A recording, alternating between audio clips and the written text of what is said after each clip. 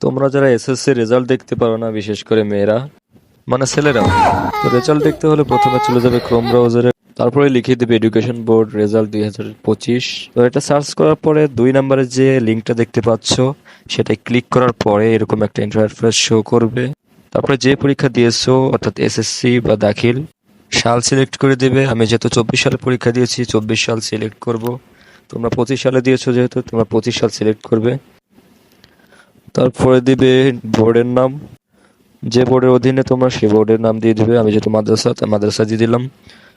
শুধু একজনের রেজাল্ট দেখতে হলে ইন্ডিভিজুয়াল ডিটেলস ক্লিক করবে, তারপর দিয়ে দিবে রোল নাম্বার।